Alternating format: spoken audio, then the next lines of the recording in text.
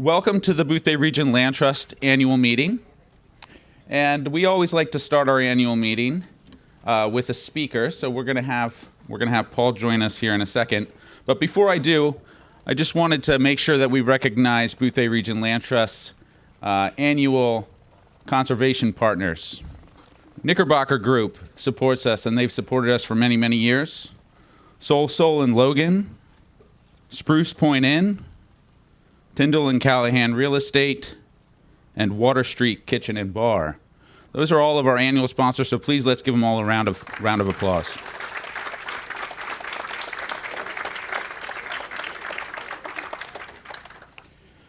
So our speaker tonight is Paul Thomas Hunt. He's the environmental manager for the Portland Water District, Maine's largest water and wastewater utility.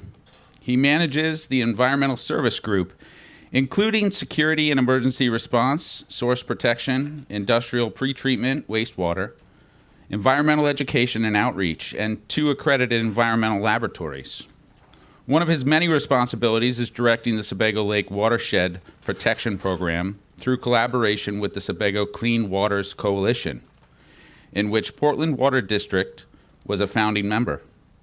Established in 2017, this 10-member coalition has secured nearly $10 million in funding, inspired landowners to conserve over 14,000 acres of high-priority forest land, and received national recognition as a model water fund. So we're very pleased to have Paul Hunt joining us today to make a presentation. Thank you.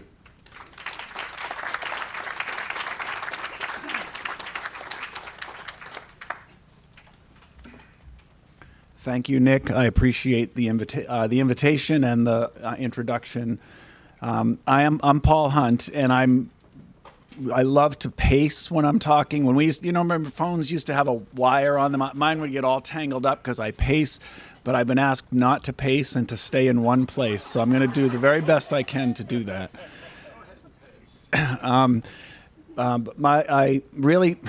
I've been a municipal or government employee for a number of years, decades, and I've given a lot of talks in like musty basements and gray buildings, nondescript buildings, so it's kind of exciting to be at this location to give a presentation about something that means a lot to me, the protection of Sebago Lake. And I'm especially excited to be here at the invitation of Nick and also John Zegra from the Boothbay Region Water District, because I've read a little bit about what you're all up to, and it has a very similar flavor to what we've been doing. So I'm hopeful that some of the things I'll tell you about will be useful to you. But as I always tell my employees when they send me like something to edit, and I send it back and I say, here are my thoughts.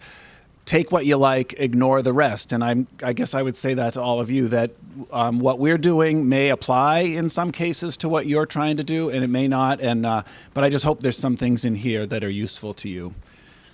So I'm going to just see if I can get this to work.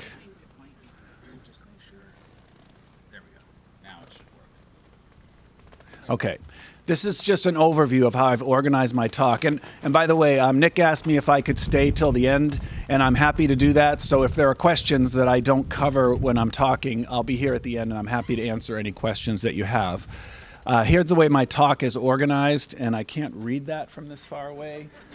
Let me see if I can remember. I'm going to talk about Sebago Lake in general. Then I'm going to talk about our constituents or the partners that are involved in both the protection of Sebago Lake and who consume the water. I'm going to talk about our source protection program and how it's organized. And I'm going to talk about, in particular, I'm going to focus on one element of it, which is the land conservation part, because I imagine that's the part that is most relevant to all of you.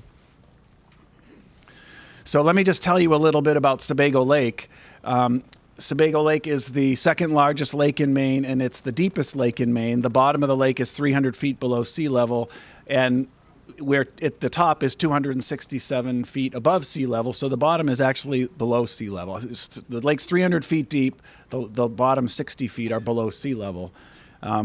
It's an enormous lake, and I'm going to explain to you just how enormous that it is, because that's one of the we're sort of the Saudi Arabia of water. We have so much water, and I'm going to give you a sense of how much it is. So there's Sebago Lake as seen from the air, with Greater Portland down to the lower right, so the south and the east of the lake.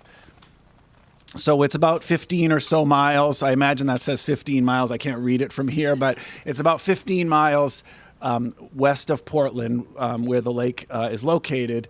And it's about 12 miles north to south. And I think that says 8 miles east to west. And I love that it's shaped kind of like a heart. You know, I heart Sebago Lake.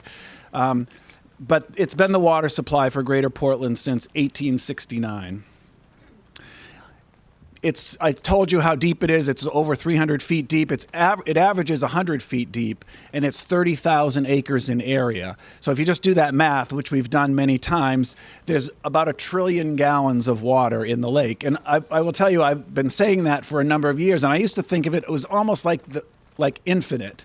Trillion seemed infinite until the great financial collapse of 2008, and then trillions of dollars seemed like it wasn't infinite anymore. But it is an enormous amount of water, and I'll try to put it into some context. So if you were to pull water from Sebago Lake and provide water to every human being on Earth, you could provide 100 gallons, more than 100 gallons, to every person on Earth. So I like to give this talk to school kids, and that impresses them, but it really doesn't help me to try, what does that even mean? Because we're not serving water to everybody on Earth. We're serving water to the residents of Greater Portland, about 200,000 of them.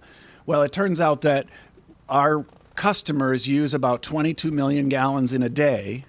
If you multiply that by 365, that's about 8 billion, but there's more than 800 billion in Sebago Lake, meaning we have more than 100 years of water in storage. Like as we're speaking right now, there's enough water in Sebago Lake to provide the amount of water that's used for 100 years. That's a pretty great position to be in. So really our job is to make sure we don't mess up, right? Because we've got this enormous amount of water, plenty of water. I was asked just yesterday, were you concerned about the drought? And I will tell you that if you ever read Portland Water District concerned about the drought, everyone else in Maine is going to have no water, because by the time Sebago Lake doesn't have enough water, it's going to be a horrible situation for everybody. So we really don't have to worry about the quantity of water. Our job is really, how can we keep what we have and not mess it up? So I just want to talk about our constituents, or the stakeholders. You've probably heard that term before. Who has a stake in the long-term health of Sebago Lake? So we're in a situation that is not unusual in the country or in the world, that the consumers of the water are not the same people as the landowners around the source of drinking water. So here's Sebago Lake from the air, and what you see in red there on that drawing is our water pipe. That's about 1,000 miles of water pipe, ranging in diameter from 5 feet down to, an inch. So that network of water pipes is what takes the water from Sebago Lake and delivers it to our 200,000 customers in 11 different communities. So that area is what a water utility calls our service area. So that's who we serve. And in Greater Portland, there's 11 communities that make up that service area. And so there they are in red. Some towns I'm sure you're familiar with. So those are the customers who are drinking the water.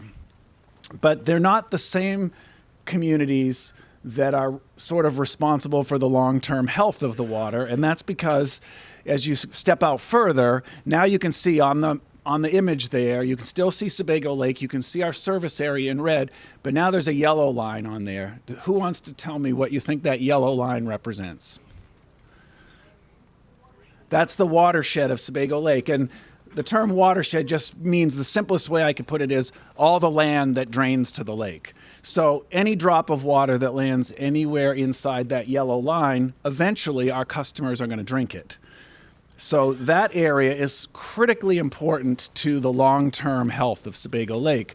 So again, there's our service area. And then there are 7 towns, we call them the shoreland towns, that border Sebago Lake. So they're in the watershed, but they also have frontage on the lake itself. So those 7 towns are really important to us, of course, but most of them are not our customers. Now I'll go even further and say, north of that is the watershed area, and there are another almost a dozen communities, and some of them only a little tiny pieces in the watershed. But those communities you see there, I think there's about 11 of them listed. The land in those towns drains to Sebago Lake, so they're super important to us, but we don't provide them with anything because our water is going that way and they're up here. And, you know, the shoreland towns, even though they're not drinking our water, the health of the lake is critically important to them because they're on the lake. But those communities that you see in that grayish color, I'm sure that they care just because Mainers all care about land and water, but they're up way above. Like Sebago Lake is down there kind of out of sight, out of mind, yet what happens in those towns is really what is going to determine the future of Sebago Lake. Okay, so I'm going to pivot a little bit and just say that I'm going to talk to you about things we're doing around Sebago Lake, but it's important in the water world to remember that sources of drinking water are like snowflakes in that snowflakes, so what do I mean? Snowflakes are all frozen water, right, that fall on the ground in the wintertime. So in that way, they're all the same. But we've all heard since we were kids, every snowflake is unique and they're all different.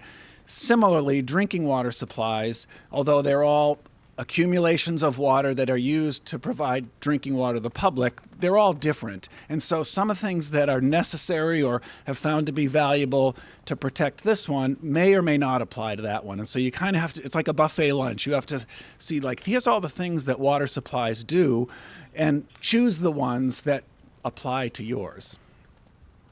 But since the one I know about is Sebago Lake's protection program, that's the one I'm going to talk about. So our source protection program is really the programs we use to protect that area that I just outlined there, the watershed. And probably the key principle for us is because Sebago Lake, probably many of you have been on Sebago Lake because it's very popular. So it's a multi-use lake. It's used by thousands of people every summer for hundreds of different things.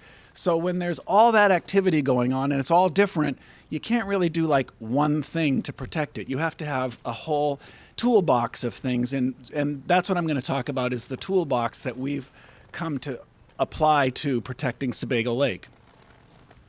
And so I thought I could go on for a long time about this because I've been doing this for a long time. And we have a pretty complex program with a lot of people involved. But you don't have that much time and you'd rather go home. So I'm going to just give you I'm going to describe our source protection program in 8 words, and then I'm going to pick a couple of them, and those are the ones I'm going to elaborate on. And on my drive here, my wife was driving, and I said, I'm going to practice my talk. And so I had printed out the slides, and I realized there's only 7 words. So I apologize for that. So one thing we do is we have monitoring programs. So we collect samples from the lake itself, from the tributaries that come into the lake, and from other places in the watershed, sort of to keep an eye on the health of the lake. It's sort of like when you go to the doctor, you get your weight, maybe you get a blood test. You know, they do a bunch of tests to just see like how you're doing overall. And water supplies do the same thing. We kind of monitor the lake because we just want to see, is it looking, and really what we're looking for is boring data. That's what I always tell the staff. What's what we want? We want boring data. We don't want to see anything exciting because who wants exciting drinking water? You just want it to be exactly as it was yesterday. And I'm happy to say Sebago Lake has very stable water quality and has for, we have 40 years of data and it's like a flat line, which is really all we're trying to do. We analyze a lot of samples. We have an environmental laboratory and lab staff that we bring those samples in and we run them. And again, it's really amazing how dedicated they are to running tests that never show anything new. I'm so proud of them because I'm sort of a little bit ADHD. I would move on and I'd say, all right, I've done that. I've run that test. It comes out 1 or 2 or 3. I don't want to do it again tomorrow and the next day. But the staff are really, because you've got to have precision and accuracy. You must have integrity in your sampling and monitoring, and they do, even though the data don't really change. Another thing that the staff do is that there's, development around Sebago Lake. It's not off fenced off that no one can go in there. It's a multi-use lake, and there are beautiful homes all around it. There are communities around it. So there's development that goes on, septic systems installed, houses built. And when that activity is happening, our staff go out and inspect the properties just to make sure that the soil is staying on the land and not washing into the lake, for example. So we do about 400 inspections in a year. Another thing that we do, I use the word inspire because outreach doesn't sound as interesting as that, but the goal of an outreach effort is, I guess our thinking is Sebago Lake is used by so many people. Any natural resource that's used by many, if you can inspire others to love love the lake, they're more likely to participate in its protection, I guess. I think that's true of any natural resource. We share these. No one owns Sebago Lake. We all own it. And so we try to inspire people to say, look how fortunate we are to have this resource. Let's work together to protect it. Because the Portland Water District, yes, we have 15 employees working on this. That's not enough. We need hundreds and thousands of people to protect the lake. So we try to inspire that. There are some legally established protection zones. The legislature established protection zones around our intakes in the southern part of the lake. You can't swim there. You can have a boat there, but you can't swim. So we have a boat out there to patrol it and make sure no one's swimming, for example. So that's something we do in the summertime, 8 hours a day, 7 days a week, circling around just to make sure. And by the way, we found that in a given summer, we'll get about 75 examples of the breaking of the rules. Usually it's people who are new to the area and they just didn't know. They're on the lake and wow, it looks beautiful down here. And they go down and we have to steer them out of there and say, you can't come down near where our intakes are. So we've been doing that for over 100 years. So conserving land. I will tell you that when I arrived at Sebago Lake in 1999, young and not really knowing very much, I thought I had a water job. I thought my job was sample, all those things I was saying. We're going to have to collect samples. We're going to analyze it. And I do. My responsibility includes that. But it took me a few years for it to dawn on me that we could inspect all those development projects around the lake. We could sample. We could analyze. We could inspire. But if the forest that carpets the whole watershed were to be converted to developed land improperly, then it's not going to matter. The lake is going to decline in quality, regardless of all that hard work of all those people inspecting and analyzing and all of that. So conservation of the forest that makes up the watershed is a key element of our source protection program, and that's what I'm going to talk about mostly. But before I do, I have one more word. This is the seventh, not the eighth. But the seventh word is collaborate. And if I've learned nothing else in almost a quarter century there, it's that the water district cannot do this alone. We can do about this much by ourselves, but in collaboration with other organizations, we can do way more, like so much more that I can't even imagine that we ever thought we could do this alone. And you can't read probably those words on there, but every year I say to the staff, let's make a list of all the organizations that we've collaborated with in the last 12 months. And the list is over 100 organizations long every year. Some of them are there year after year, like the towns around the lake, we collaborate with them every year. So some of them are there every year, but then there's others that we worked with for 1 year and then we accomplished something and then not the next year. So the list changes, but it's always over 100 organizations a year. And this just happens to be the list from 1 year. So I put it up there really small because it doesn't matter their names as much as the number of them, because that's really what we've learned, is that by collaborating, I think we can accomplish this task as long as we are involving other organizations and lots of people. So those two words, conserve and collaborate, I felt were the most appropriate ones for me to focus on here tonight because of who you are and, again, that you have started the Greater Boothbay Clean Drinking Water Initiative. Did I get that right? And I feel like that's sounds very similar. It like warms my heart to see that, because I will tell you that that's been one of the most important things we've done, and I hope that you'll be saying the same in the coming years.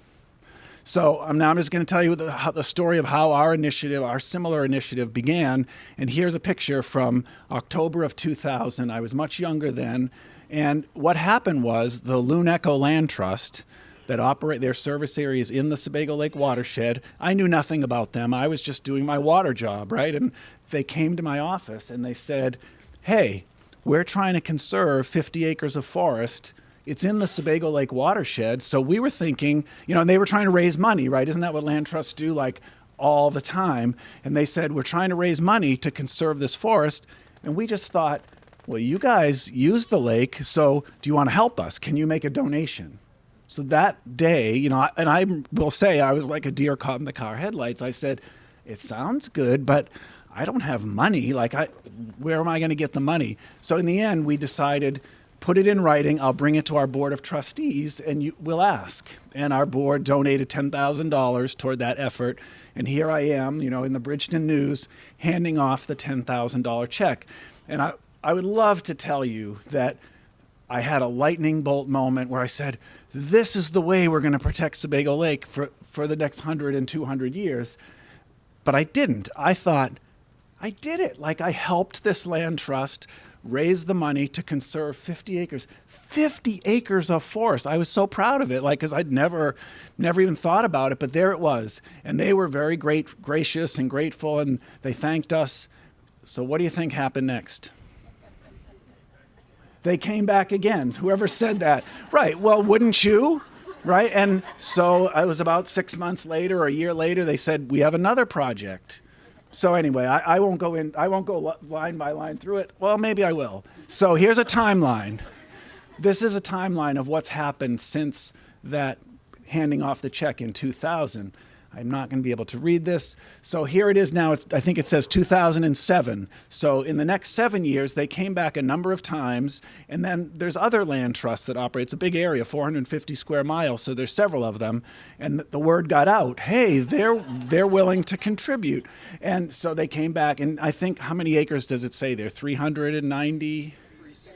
Okay, so in 7 years, now it was up. And again, I was thinking, can you believe this? I couldn't believe that I had any part, and it was only a thimbleful that was my responsibility or my part, but we had conserved that many acres together.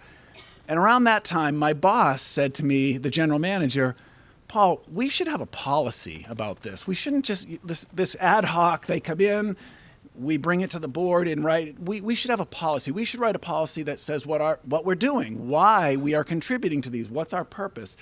So it took the better part of a year for us to wordsmith a document that said, I'll boil it down.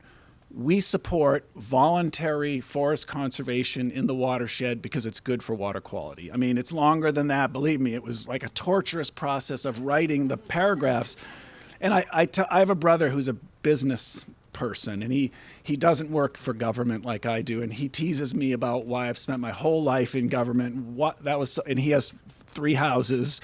So, but I do think he's sort of proud of me at some level, but he teases me because that's what brothers do, right? And I tease him for being a capitalist, And so anyway, he said to me, you worked a year on a policy? And it sounds silly, a document that took a year, but it was with the board of trustees. It wasn't my document. It was staff worked on it first, and then the board, we wordsmithed it because we wanted it to say what it should say. This is what we believe. This is what we're doing because we're spending public money, and the public should understand. We should understand what we're doing, and we should make it public. So anyway, it doesn't sound like much, but a policy makes a huge difference because then future boards, if they got a request, if I wasn't there and nobody that was there in 2007 was around, they could look and say, well, this is what the board said in 2007 is the intention and what we're doing. So this request that we're seeing now makes sense to us. But if it's never in writing and if it's just an ad hoc set of steps, it could be lost as people move on, right? So anyway, the policy was adopted. What do you think happened next? We got more requests. Wouldn't you, if this policy became this public document that said, we, the Portland Water District, support voluntary forest conservation, wouldn't you come with a request? If you had a project, wouldn't you come to us? So we got more. So now I'm going to skip ahead. I think that says 2012. By then, I will tell you that I started to feel like we should have a fund. We should have money in a fund that said, this is the amount of money we have. Here's an application that you, instead of just coming and we're putting it in a letter to the board, we should have an application. We should have a process. We should also have a way of evaluating proposals, because that's another thing my boss said is, Paul, how do you come up with these numbers? How do you decide this one's going to be 32,000 and this one's going to be 18? I said, I asked the land trust, how much do you need? That was the process. And I said, don't ask for more than you need. I know you're raising money from lots of sources, so come to us with what you need. And they were doing that. But what we decided is not all proposed land conservation projects are equally valuable for water quality. Some of them do a lot for water quality, and all forest is good, but some properties really contribute a lot to the water quality of the lake. So we should contribute a greater percentage to those than the others. So in 2012, we worked for another year to write a program that has more detail in it, that had more facts about this is how we do this and this is how we decide.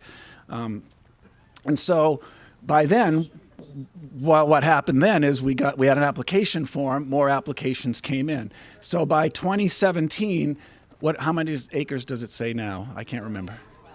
So that's how many acres we were up to now. And then a very magical, important thing happened. And that's really why I'm here tonight, I think, is that other people noticed. And this is something that I never understood because, again, I've been working for municipal government for a lot of years. I never raised money for anything.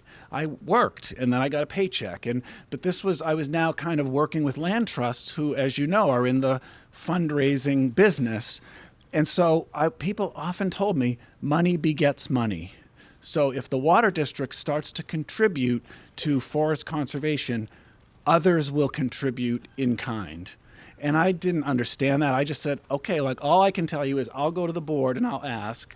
But I was told this is what's going to happen. Well, in 2017, the phone started ringing, and they were from what I would call regional conservation partners, noticed what we were doing, and they said, this is really great. A municipal utility is partnering with nonprofit land trusts, working together to meet both organizations' missions, right? We're trying to conserve forests for water quality. The land trusts are trying to conserve forests because that's their whole mission, right? That's what you do, is conserve forests for future generations. Now, it has water quality benefits and many others, but other organizations saw what we were doing and said, we want to help you.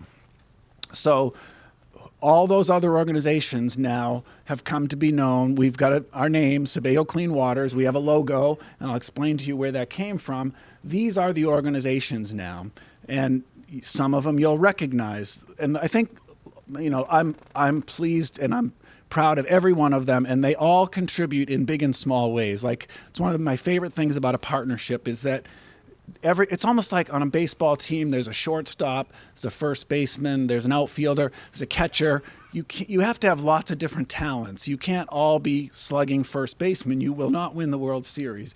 You have to have a mix of different talents. And our partnership is these 10 organizations. Some are large, some are small, but each bringing different talents. And organizations like the Nature Conservancy and the Trust for Public Land were able to leverage funding from places that we never would have thought of, and expertise and understanding how to write easements and things. So anyway, the whole thing has really taken off since 2017 when we all came together. And another thing that happened is when you're partnering with the Nature Conservancy, sometimes you start getting donations from other organizations and businesses you never would have dreamed of. So it's almost like the money kept coming in from other directions that we didn't anticipate.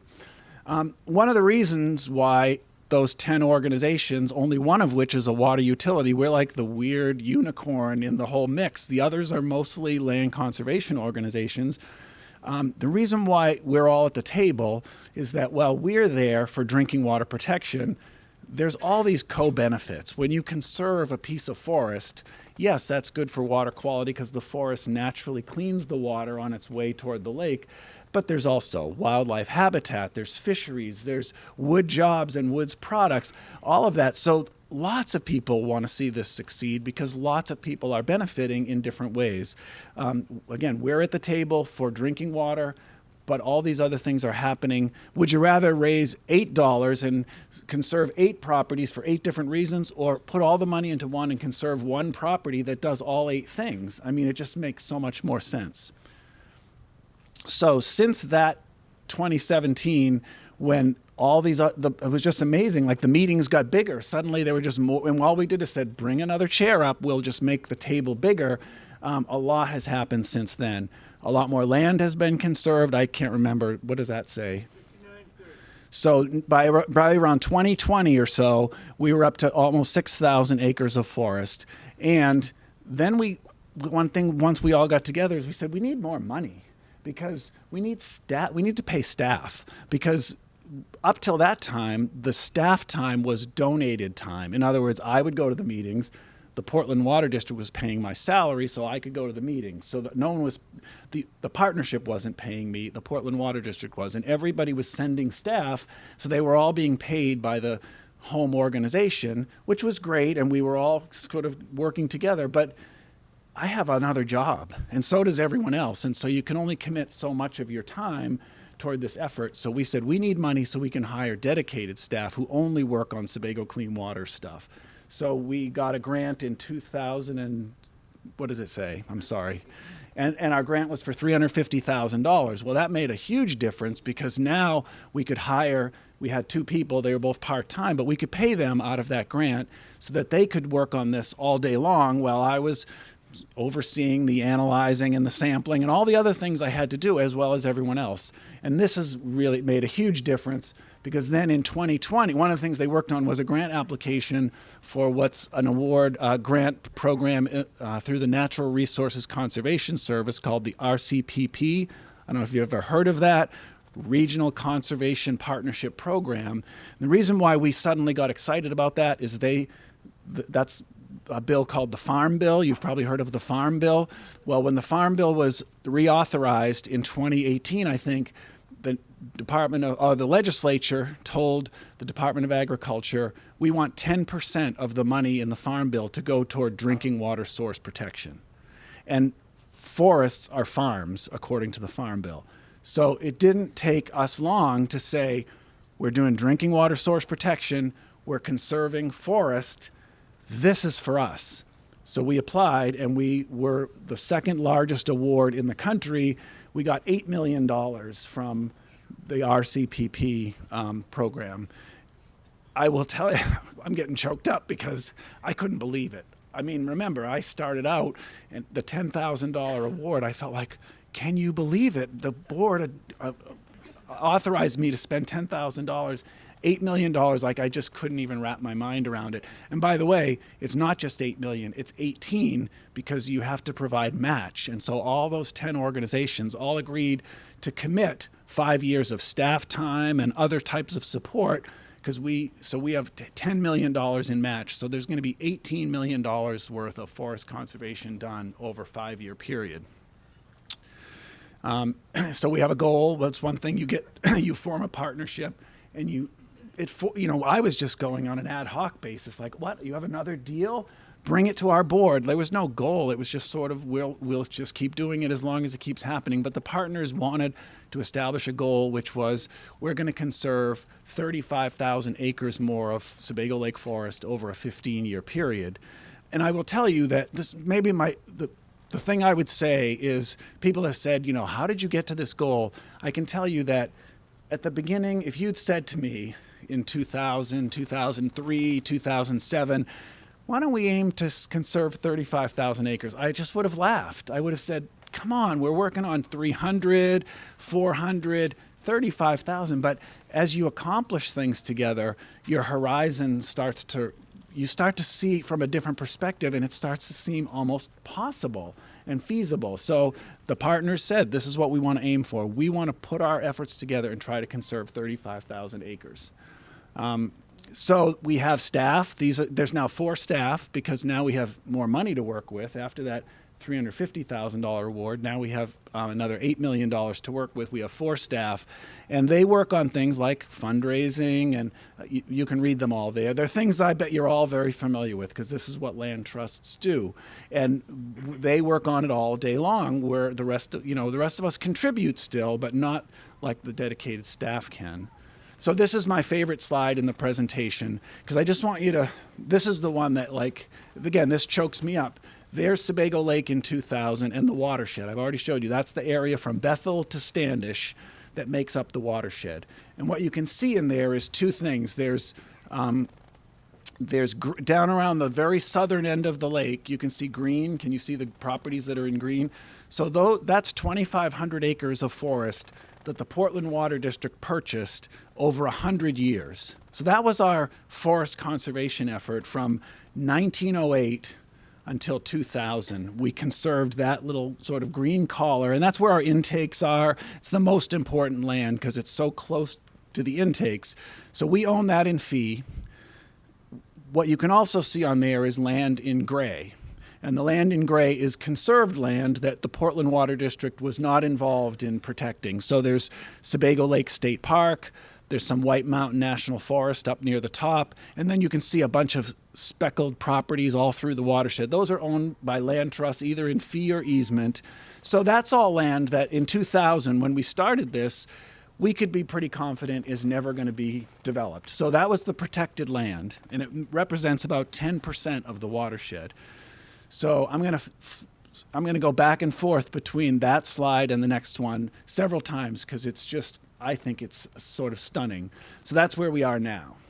So just watch it again. So this is where we were from 1908 to 2000. That's what got conserved, and that's how much has been conserved since then. So we've gone from 10% conserved to about 16% in just 20 years. And the first 15 of those 20 years was really just kind of going along pretty slowly. It's this big acceleration in the last 5, especially if you notice up near the top, there's a big pink area up near where the White Mountain National Forest is. That's the deal we closed. It was 7,700 acres in the watershed, an additional 5 outside, so 12,000 acres of land that was conserved, and that's because we had that RCPP award. And it's another thing. I remember when we were talking about this 5 years ago, I said, should we find the projects and then go look for the money, or should we raise the money and then try to find the projects? And people who've been doing this for a long time said, it never hurts to have the money in hand, because when you have the money, then you can go to a landowner and say, I know you've thought about this. This is your opportunity. We now have the money that if you want to conserve this land, we can do it. So this is just, when the church was raising money to put a new steeple, they would have like a thermometer in front of the church and you'd see the colors. Well, this is the equivalent of that. It's a sort of an odometer, I guess, and it's just showing you how far we've gone toward our 35,000 acre goal. We're 9,000 acres into it, so almost a third of the way there. And again, I never would have dreamed of it, but it's almost like you can't. You have to just keep moving forward and not worry too much about how are we going to do it. It's more like you set the goal and then you head toward it and see if it comes together around you, I guess. One of the things that's happened, and I only have about 2 more slides, Nick, because I know you have other things to do. Businesses in Greater Portland, we've approached some of them and said, just kind of like the same way the Land Trust approached the Water District, now the partners are approaching businesses in Greater Portland and saying, you realize what we're doing here is conserving the water that you use in your business. Breweries were immediately interested in, that's 90% of beer is water. So Allagash, for example, immediately said, we love that you're doing this, we'll help you. So they started donating money right away. Some of the other smaller breweries jumped on, and now these other businesses that you see there are either giving us money or social media attention, which helps because, Allagash has, I think, 12,000 followers. Portland Water District has about 2,000. We're not that exciting. but that is really valuable to have them talking about us.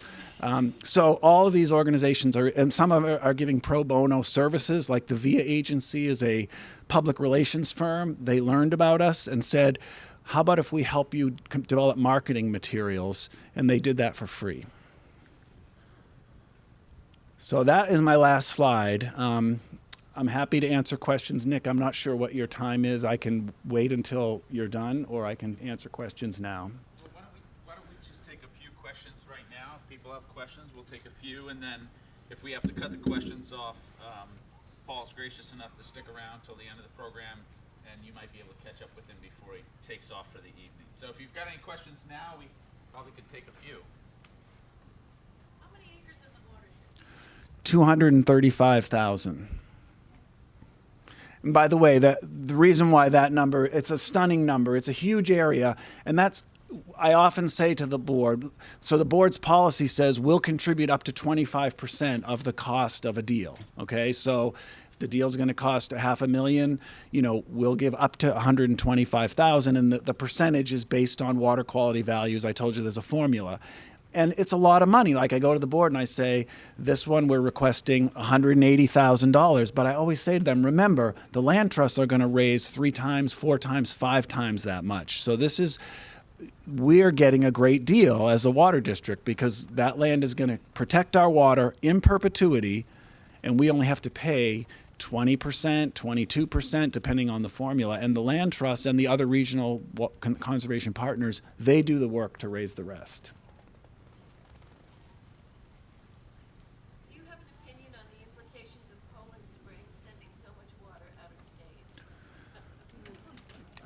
I'm a hydrogeologist. I will tell you that they are not removing more than recharges. So I think my personal opinion is it's no different than selling lobsters, selling pine tree, lumber. As long as you harvest it at a sustainable rate, I think that's a Maine product being sold and benefiting Maine. If you pull out more groundwater than recharges, that's a different thing. Just like if you harvest too many lobsters and then you destroy the population of lobsters, then I don't think that's a good idea. But I think using Maine groundwater to help Mainers, doing it sustainably, I think that's sort of like farming.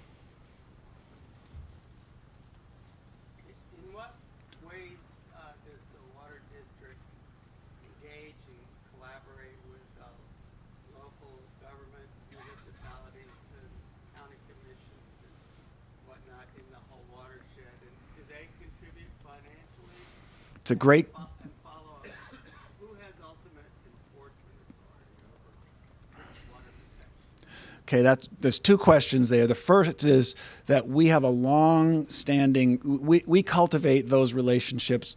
It never ends. It's almost like a family relationship. Like you can get along with your brother for a while, but then you might have a little kerfuffle, and you better go to his house and spend time with him.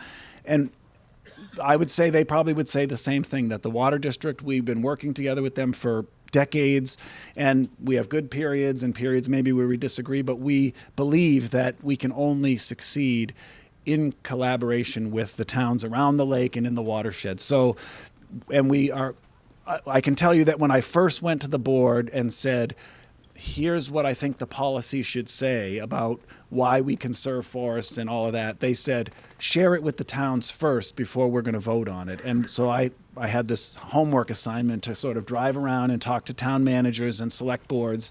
And virtually, I think one select board, they weren't unanimous. Like a few of them said, well, conserved land, isn't that going to come off the tax rolls? So a few of them didn't, they said, I'm not so sure. They didn't say we hate it, they just said we're not sure. But all the other people that I spoke to said, we have an open space plan that says, or, we have a comprehensive plan that says we're trying to conserve open space.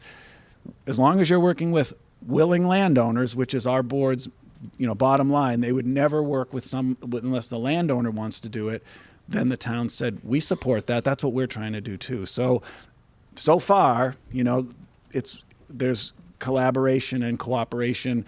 Will that ever change? Well, if I'm sure if we saw an article in the paper where somebody said, we don't like this, I'm sure I would get the homework assignment. You better go talk to the town and talk to the town manager and see what's going on. But so far, so good.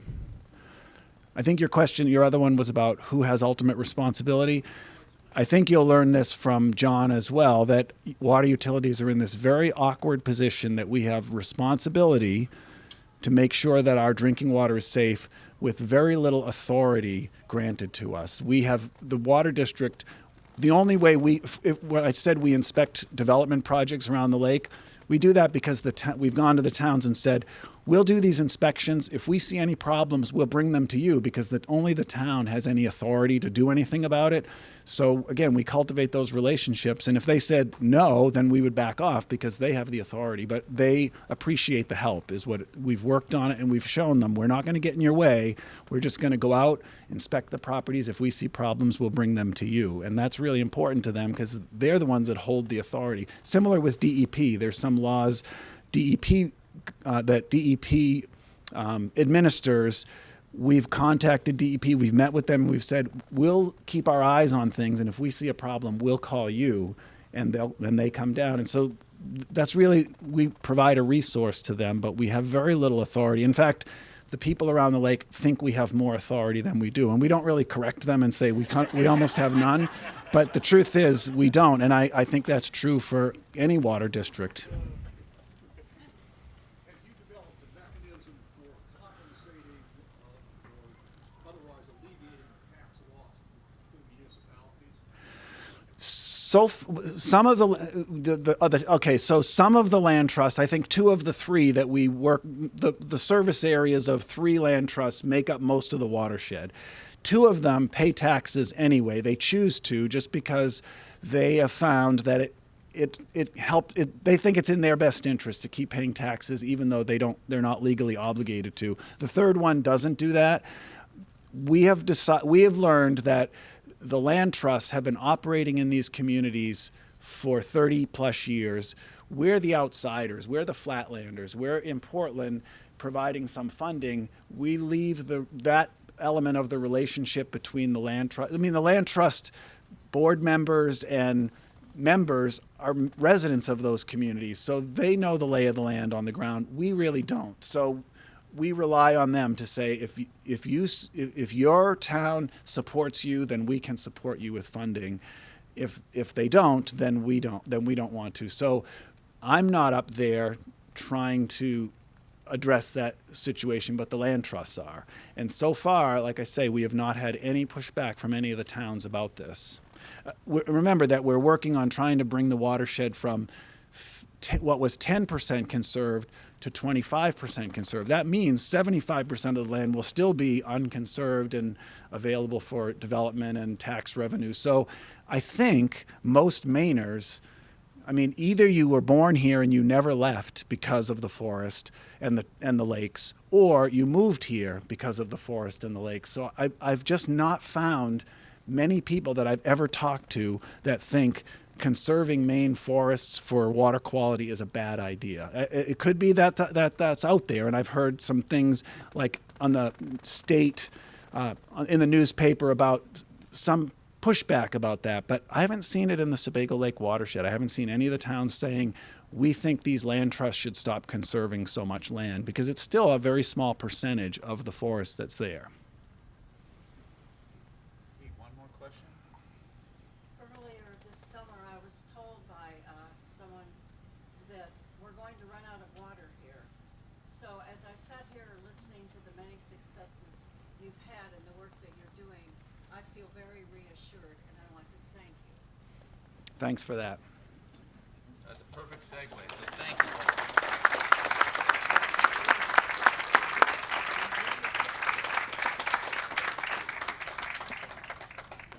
So as I mentioned, if you do have questions, Paul will stick around unless he plans to sneak out before any questions are asked. But if you can get him before the end of the program, I'm sure he'd be happy to answer your questions for you.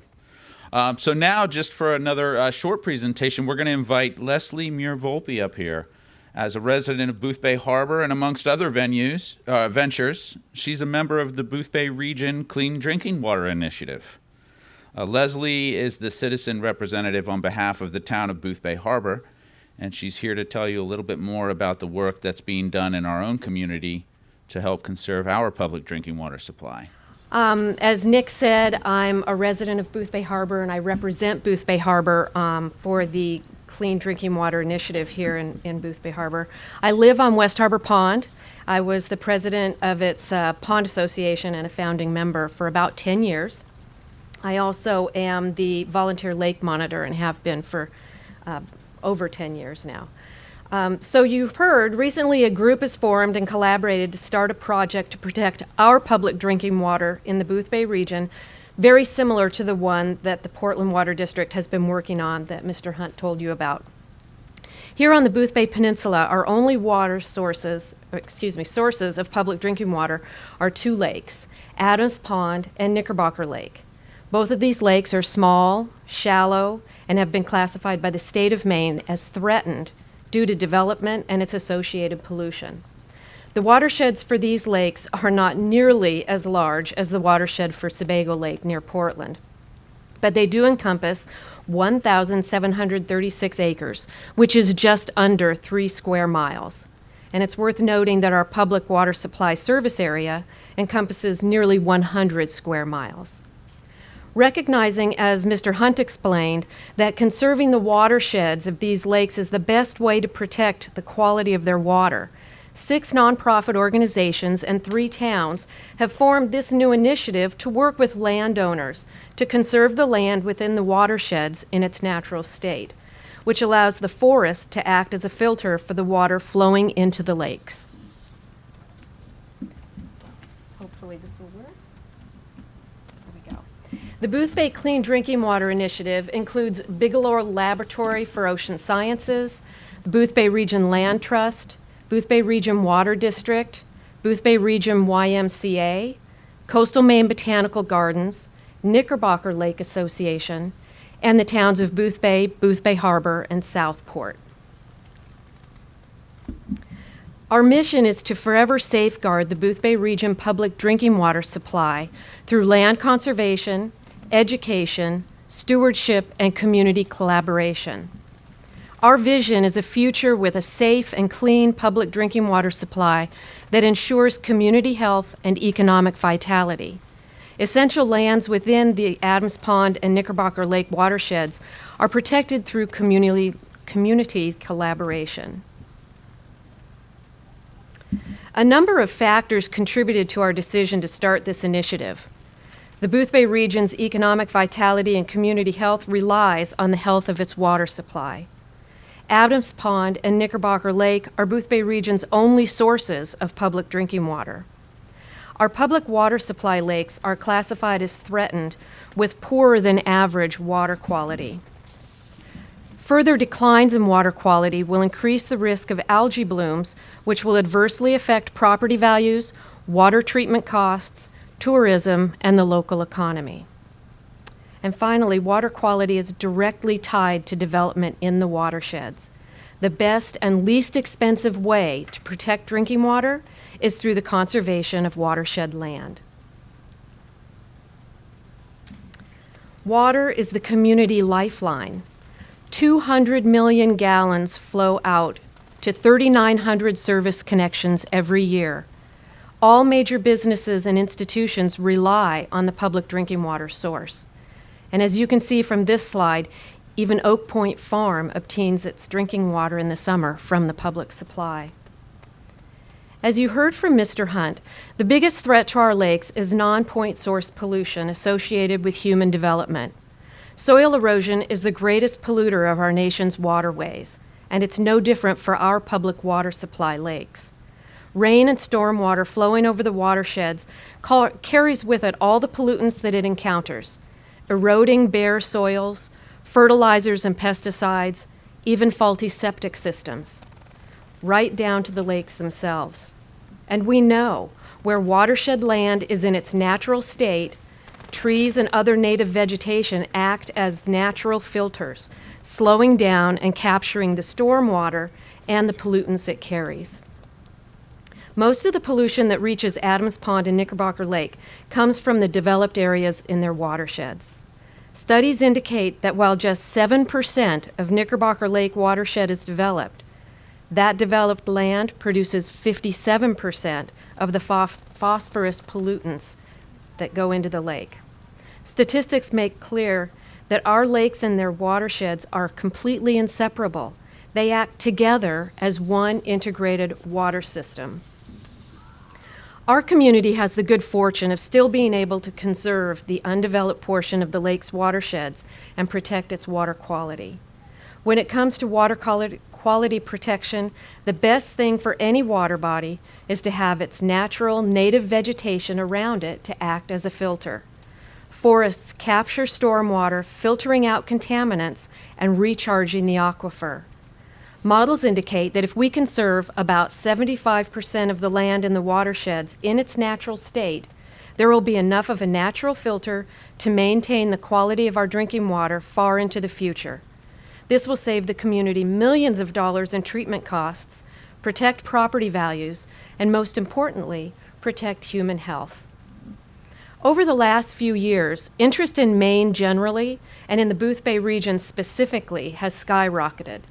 Both the number of visitors and local real estate prices have soared.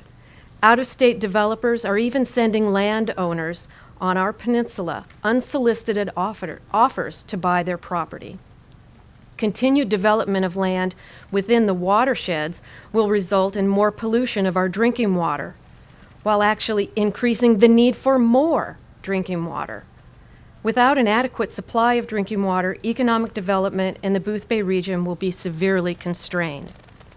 Our initiative's goals include educating the public about the urgent need to protect our public drinking water and working directly with interested landowners within the watershed to conserve both developed and undeveloped properties.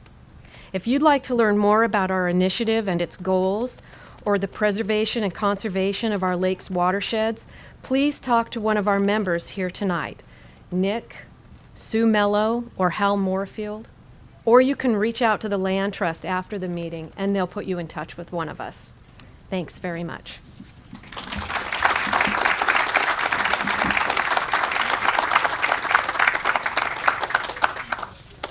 I understand that we're working on borrowed light here, so we'll try to keep things moving along. I imagine the business meeting won't take too much time, but I get to say a few things first, I guess. Each year as part of the annual meeting, I get to do the year in review, which I really enjoy doing, and it's fun to look back at the past year and look back in this instance, it's the past few years really. Since we've had everybody together like this. And the work we've done over the past few years to engage a broader audience and address the needs of some underserved members of our community has really paid off. Last year, we had great success in fundraising, generous membership giving, and individual gifts for special projects, combined with some really wonderful planned gifts, have put us in a wonderful position. This money is being used to support some new and existing projects. And some of these projects are in the realm of stewardship.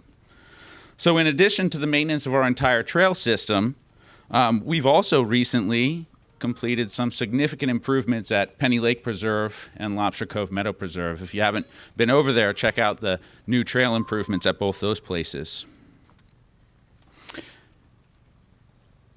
I can't speak about stewardship without speaking about staff as well. And so our past stewardship manager, Brad Weigel, has found a new job closer to home up at Coastal Rivers Conservation Trust. So he's shaved some off of his commute, and he'll still be doing great stewardship work nearby, and we wish him the best of luck. But the good news is we've managed to find a new stewardship manager.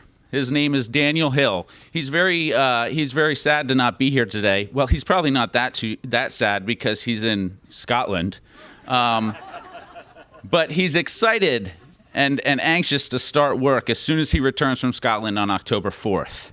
So I'm sure you'll get a chance to meet Daniel out on trail. The other thing in stewardship that's new this year is our truck. The truck is also very sad to not be here today. It's actually getting prepped for winter with snow tires and studded snow tires and running boards. But the truck is actually going to help us to accomplish our stewardship work all through the winter. And in fact, we're going to be able to even plow most of our preserves all winter. In education events, we have seen some great success as well. This year, we increased our education manager, Tracy Hall's hours to full-time, and this has allowed us to continue to offer our educational walks to the general public, but we've also expanded our offerings, including health and wellness activities like yoga. And Tracy has been engaging with even more schools and daycares, supporting field trips and forest school. After going over 2 years without hosting many in-person events here, or opening our office to the public, we decided this summer to invite the community to join us for more live events and welcome visitors into the farmhouse, even on Saturdays. And so this gives me an opportunity to thank Emma, our intern. I'm not sure where Emma is. Maybe she stepped out for the moment. But Emma has been the most amazing intern we've had in a very long time, and today is her very last day. So if you get to see her before she leaves, make sure you thank her. Yay, there she is.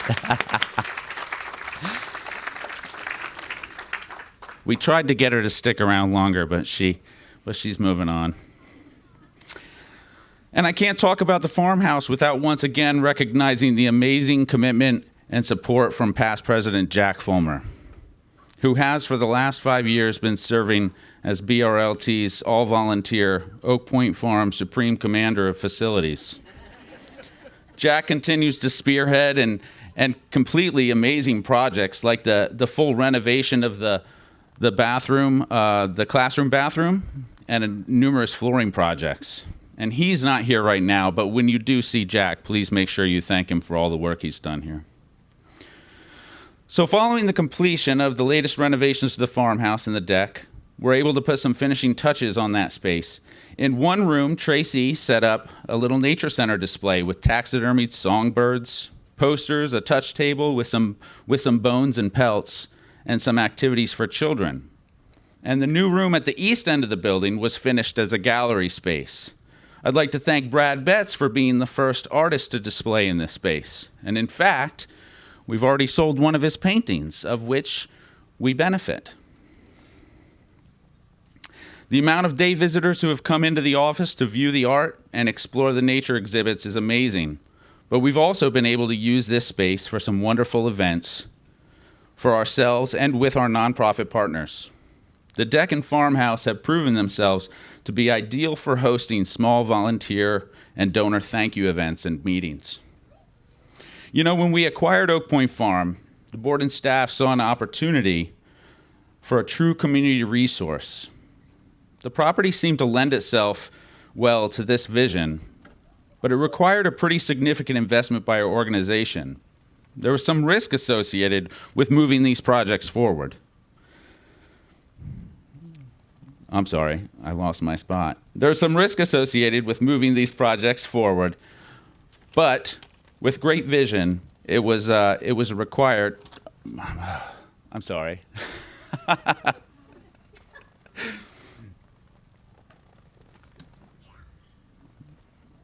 There was a bit of risk associated with moving these projects forward, but But the response from our members in the community have been overwhelming.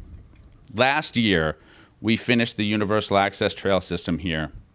It really feels great to see the trail being used more and more by people who require barrier-free trails. After that, we began to focus on another project that would enhance the visitor experience for those with children, the natural playground. We envisioned a space nestled in the forest amongst the oaks at Oak Point, where the combination of traditional playground elements and the natural habitat will inspire children of all ages to use their imaginations and create connections with the environment which will last a lifetime. This vision was inspirational enough to attract a donor to fully fund the project. We kicked off the grand opening of the Natural Playground at our Family Fun Day event on June 16th, where over 500 visitors attended. Now there's nearly not a day that goes by without the sound of children playing. The other successful event we hosted this year was called Celebrate Signs of Conservation. At this event, we had over 150 amazing attendees, great food, live music, dancing, and we auctioned off retired BRLT signs. The auction alone raised over $28,000 for the organization. So it truly has been a successful and busy year, and we feel like our land trust is in a wonderful position moving forward, and we look forward to things to come. So now I'm going to step down, take a breath, and introduce John Welsh to kick off this meeting. It's my pleasure to call the 2022 annual meeting of the Boothbay Region Land Trust to order. We will have a short business meeting. We really have only two categories of things to vote on. I want to introduce Hal Moorfield, who's our immediate past president, who has been working on bylaws revisions for a couple of years. This is a task that only an attorney can love to do. And we appreciate Hal's effort to do this. And Hal will present these bylaws changes very quickly, and they are on your table also. And then I will introduce Valerie Young, who is chairman of our nominating committee. So Hal? Well, I'm glad you stayed around for the really exciting part of the meeting tonight, because only you can approve the change of the bylaws under our amendment process, which you've done 14 times before in the 42 years of this land trust's existence, which requires people like me to go through them to look for inconsistencies and to change things to comply with our existing practice of, in the land trust. So the governance committee, there is a committee, it's not just me, reviewed the bylaws, recommended a series of changes. The committee approved them. Then they went to the board of directors, who unanimously approved them and who recommend your approval of the changes to the bylaws tonight as well. I will tell you real briefly, all of them are technical or procedural in nature. They might clarify an inconsistency, but they do not affect any of the rights of the members. They've been posted online for 30 days, and copies are on the tables. We haven't received any comments or questions or objections yet to any of them. John did ask me to review them quickly with you, and I will. The first one is just changing the end of the fiscal year. That's exciting. Update the names of the corporation's internal membership. We used to have Aquahiga societies. Now we have Osprey Legacy societies and giving circles. The next one is an important one. We learned a lot about these last few years, and that is the procedure in the event we have to have another virtual annual meeting to authorize us doing that online and voting online consistent with the main statutes that permit that.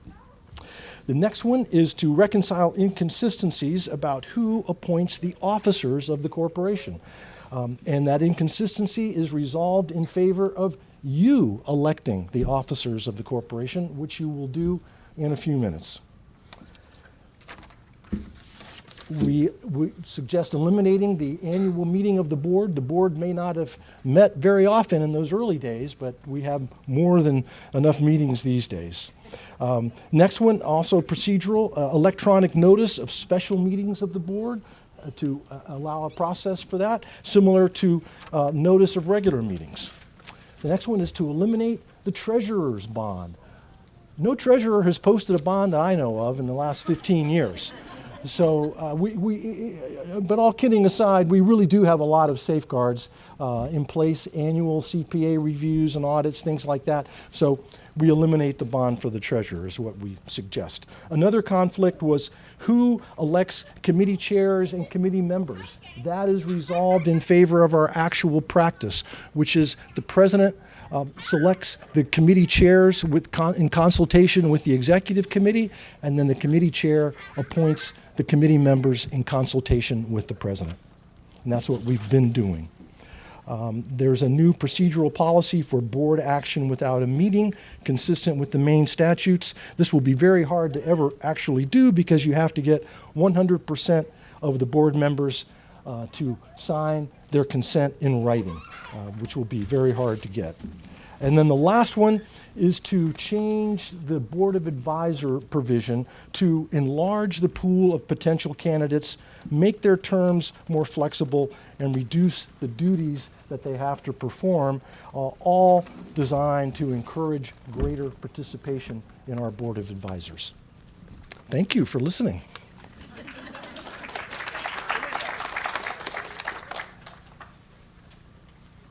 Thank you, Hal.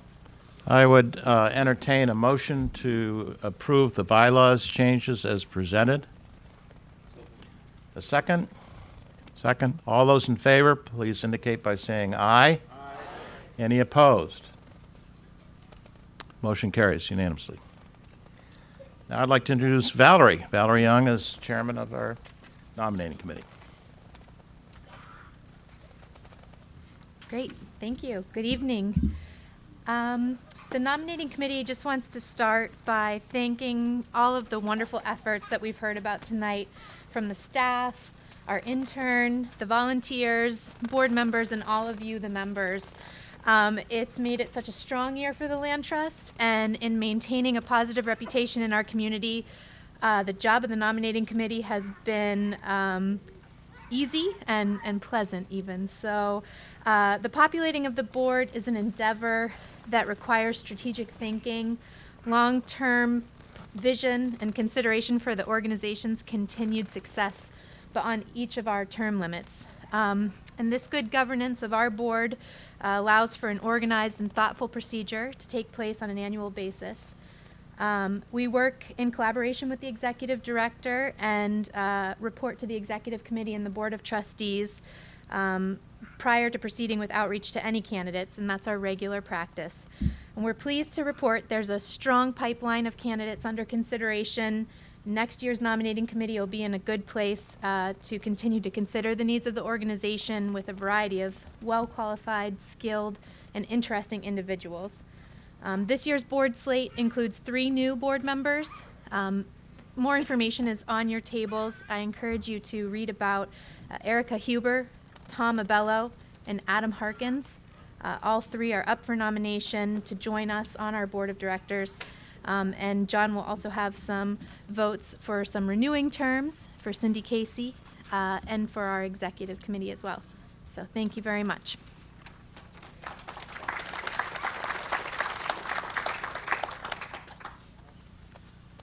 Thank you, Valerie. Valerie always does a great job and with this report, and I appreciate it very much.